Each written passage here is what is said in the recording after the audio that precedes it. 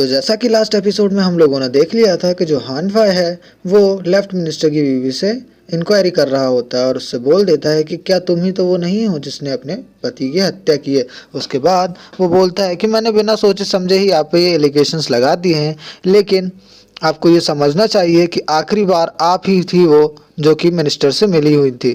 और उसके बाद फिर वो बताती है कि लास्ट नाइट ऐसा हुआ कि मेरे पति ने मुझे बहुत मारा और हमारे बीच में बहुत आर्गुमेंट भी हुए। वो बताती है कि उसके बाद मैं अपने रूम में चली गई और फिर मैं वहीं जाकर सो गई। फिर हानफाई उससे पूछता है क्या तुम्हें सीक्रेट चैम्बर के बारे में कुछ भी पता है। और फिर हानफाई सीक्रेट चैम्बर की जगह दूसरी साइड पर जाने लगता है और बोलता है कि यहाँ पर शायद वो सीक्रेट चैम्बर है। तो उसकी पत्नी बोलती है कि हाँ, मुझे शायद सीक्रेट चैम्बर के बारे में पता है, लेकिन मैं उसके अंदर कभी नहीं गई हूँ। तो हानफाई बोलता है क्या तुम मेरे लिए उसे फिर से ओपन कर सकती हो, क्योंकि मैं भूल गया मैंने उसको कैसे ओपन किया था। उसके बाद वो लड़की बोलती है कि मैं उसके अंदर कभी नहीं गई हूँ, तो शायद मुझे पता नहीं है वो ओपन कैसे होता है, और इसीलिए मैं उनके बीच में इंटरफेयर नहीं करती थी। उनके काम के बारे में जानने का इतना शौक भी नहीं रखती थी, क्योंकि वो बहुत ज़्यादा इंपॉर्टेंट काम किया करते थे। फिर हानफाई लेफ्ट मिनिस्टर की बीवी से पूछता है क्या तुम्हें पता है कि सीक्रेट चैम्बर में एक चेस्ट रखा हुआ है, एक बॉक्स रखा हुआ है। तो उसकी बीवी बताती है कि हाँ, वो बॉक्स वो बाईवे से लेके आए थे एज अ ट्रेजर। उसके बाद हानफाई उससे पूछता है क्या तुम्हें पता है उसके अंदर क्या है, तो वो मना कर देती है। फिर हानफाई देखता है कि उसकी ड्रेस के ऊपर एक बहुत अच्छा और इम्पोर्टेंट सा जेमस्टोन ऑफ द फायर टंगा हुआ है। फिर उसको हानफाई देखता है और उस बारे में पूछता है क्या ये भी बाईवे से लाया था उन्होंने। तो जो उसकी बीवी रहती है लेफ्ट मिनिस्टर की, वो मना कर देती है और बोलती है कि ये मुझे एक बहुत पुराने दोस्त ने दिया था, लेकिन मैं उसके बारे में तुम्हें अभी बिल्कुल भी नहीं बता सकती हूँ क्योंकि ये बहुत पुरानी कहानी है। तो फिर जो हानफाई होता है वो बोलता है कि तुम्हारा ये जो ड्रेस में जेमस्टोन टंगा हुआ है ये काफ़ी ऊपर चढ़ा हुआ है, यानी कि ये बहुत ज़्यादा शॉर्टर है। और फिर वो इसके बारे में पूछता है कि वो शॉर्टर इसलिए है शायद क्योंकि वो धागा यहाँ मेरे पास है, और जो कि मुझे सीक्रेट चैम्बर के अंदर मिला था जब मैं इस बारे में इन्वेस्टिगेशन कर रहा था। उसके बाद वो हमें पुराना सीन दिखाया जाता है जब हानफाई सीक्रेट चैम्बर के अंदर इन्वेस्टिगेशन कर रहा होता है। फिर वो बताता है कि मुझे लगता है कि आप कभी न कभी सीक्रेट चैम्बर के अंदर ज़रूर गई होगी और आप मुझसे झूठ बोल रही थी। फिर हानफाई उसे शक की निगाहों से देखने लग जाता है।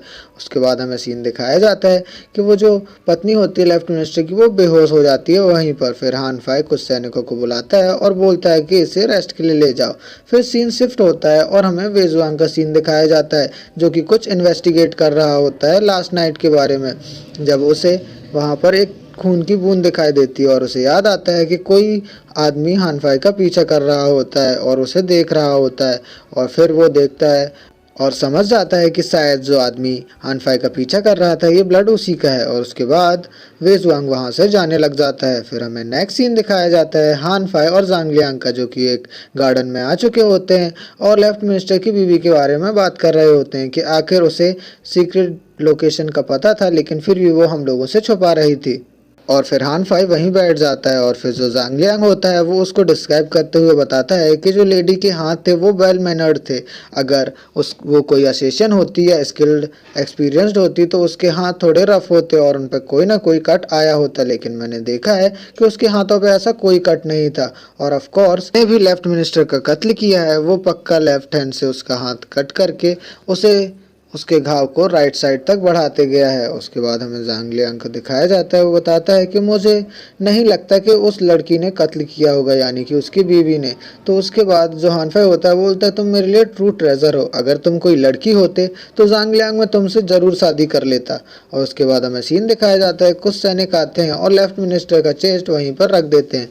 फिर हमें नेक्स्ट सीन में दिखाया जाता है कि वेजुआंग उसे खोलने की कोशिश कर रहा होता है और ये दोनों वहीं पर बैठे होते हैं और इन दोनों के बीच शर्त लगी होती है कि वेजुआंग 1 घंटे में ये बॉक्स खोल देगा। लेकिन हानफाई अपनी शर्त हार जाता है और जांगलियांग को एक सोने का सिक्का दे देता है। तभी वेजुआंग उनकी तरफ देखता है तो वो दोनों घबरा जाते हैं। फिर वेजुआंग उनको बताता है कि मुझे लगता है इस चेस्ट के अंदर कुछ भी ऐसा नहीं है जो कि इम्पोर्टेंट हो, मुझे लगता है ये खाली है। उसके बाद वो उसे खोल देता है और हमें दिखाया जाता है कि उसके अंदर कोई भी चीज़ नहीं होती, लेकिन वो तीनों बड़े गौर से वहाँ पर देखते हैं तो उन्हें वहाँ पर एक साइन नज़र आता है जो कि बहुत ही अलग तरीके का होता है। फिर हानफाई जांगलियांग से इसके बारे में पूछता है तो फिर जांगलियांग इसके बारे में बताना शुरू करता है कि मुझे ये लगता है कि ये सिग्निफाई करता है लाइफ एंड डेथ ओथ को, यानी कि लाइफ एंड डेथ कसम को। उसके बाद ज़ांग लियांग बताता है कि जब हम लोग उसके सीक्रेट चैम्बर के अंदर गए थे तो वो भी लाइफ एंड डेथ ओथ की सिग्निफिकेंस में दिखा रहा था और वहाँ पर हमें लेफ्ट मिनिस्टर की डेड बॉडी भी मिली थी। इसका मतलब ये भी हो सकता है कि लेफ्ट मिनिस्टर ने लाइफ एंड डेथ कसम को तोड़ा है। फिर ज़ांग लियांग बताता है कि लाइफ एंड डेथ ओथ और ये बॉक्स जो है वो वे यू से बिलोंग करता है जहाँ पर लेफ्ट मिनिस्टर युद्ध लड़ने गया था।